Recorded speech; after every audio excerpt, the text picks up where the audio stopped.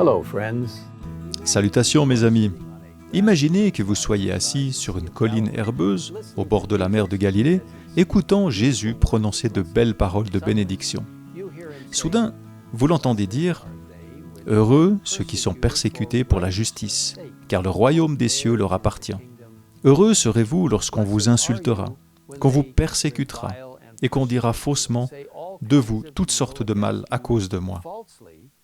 Réjouissez-vous et soyez dans l'allégresse, parce que votre récompense sera grande au ciel. En effet, c'est ainsi qu'on a persécuté les prophètes qui vous ont précédés. » Quelles étranges bénédictions, pourrait-on dire. Après tout, personne ne veut être persécuté, personne n'aime être insulté. Comment de telles choses peuvent-elles apporter des bénédictions? Malheureusement, la persécution du peuple de Dieu est entrée dans ce monde peu après la chute dans le péché, lorsque Caïn a tué son frère Abel. Au fil des siècles, beaucoup de ceux qui ont suivi la voie de Dieu ont souffert et sont morts aux mains de ceux qui ont choisi de se rebeller contre leur Créateur.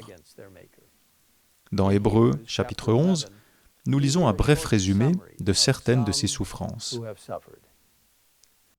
Ils ont subi les moqueries et le fouet, les chaînes et la prison. Ils ont été lapidés, sciés, mis à l'épreuve. Ils sont morts, tués par l'épée. Ils sont allés d'un endroit à l'autre, habillés de peaux de brebis ou de chèvres, privés de tout, persécutés, maltraités, eux dont le monde n'était pas digne. Vous voyez, des millions de fidèles de Dieu ont souffert aux mains de ceux qui les haïssaient. Et pourtant, ils ont découvert que les promesses de Dieu étaient vraies, car il a dit que ta vigueur dure autant que ta vie. Et ma grâce te suffit, car ma puissance s'accomplit dans la faiblesse.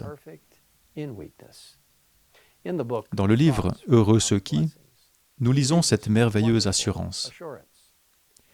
Si, pour son nom, vous êtes appelés à passer par l'épreuve de la fournaise ardente, Jésus se tiendra à vos côtés, comme il s'est tenu auprès des 3 fidèles Hébreux à la cour de Babylone, en référence aux jeunes Hébreux fidèles qui ne se sont pas prosternés devant la statue d'or de Nebuchadnezzar.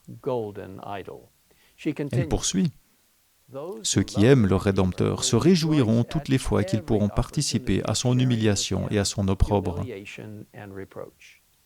L'amour qu'ils éprouvent pour leur Seigneur rend douces les souffrances qu'ils doivent endurer à cause de lui. Vous voyez, mes amis, lorsque nous souffrons pour le Seigneur, que ce soit par l'opprobre, la déformation, la calomnie, la persécution physique ou même la mort, nous avons la promesse de sa présence et nous pouvons dire, avec l'apôtre Paul, « Et je considère même tout comme une perte à cause du bien suprême qu'est la connaissance de Jésus-Christ, mon Seigneur. À cause de lui, je me suis laissé dépouiller de tout, et je considère tout cela comme des ordures afin de gagner Christ. Ainsi, je reconnaîtrai Christ, la puissance de sa résurrection et la communion à ses souffrances. » Dans le premier volume des témoignages pour l'Église, une histoire puissante illustrant ce point précis est racontée d'un chrétien fidèle sur le point de subir le martyre à cause de sa foi. Cette histoire se lit comme suit. Un frère chrétien conversait avec lui sur la force de l'espérance chrétienne, si elle était assez forte pour le soutenir alors que sa chair se consumait dans le feu.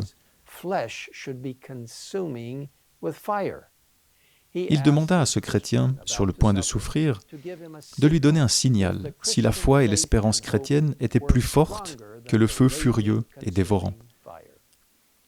Il s'attendait à ce que son tour vienne ensuite et que cela le fortifie pour le feu.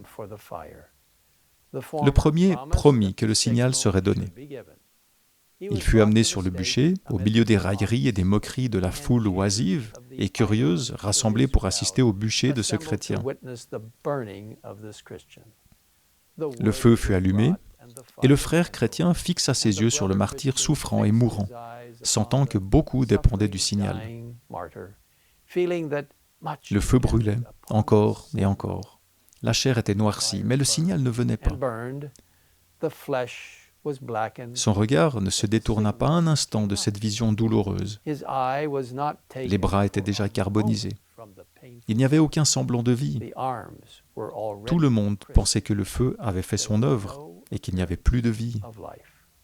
Quand voilà qu'au milieu des flammes, les deux bras s'élevèrent vers le ciel. Le frère chrétien, dont le cœur s'affaiblissait, vit ce joyeux signal qui fit vibrer tout son être et renouvela sa foi, son espérance et son courage. Il pleura des larmes de joie.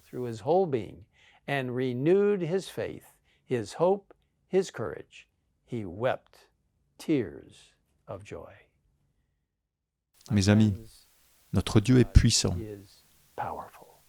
Il a promis non seulement d'être avec nous, mais aussi de tirer une bénédiction de la souffrance pour lui. Il nous assure, « Heureux ceux qui sont persécutés pour la justice, car le royaume des cieux leur appartient. » Et maintenant, je vous invite à prier ensemble.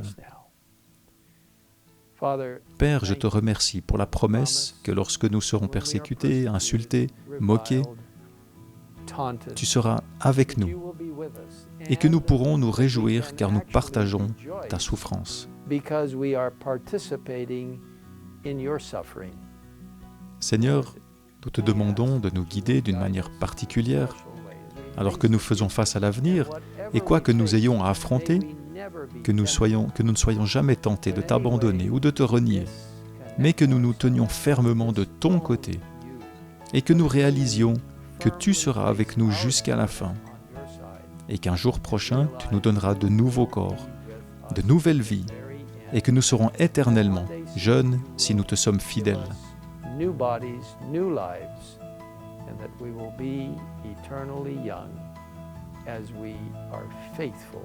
Merci de nous écouter et merci pour la puissance qui ne vient que du ciel pour nous soutenir dans ces difficultés.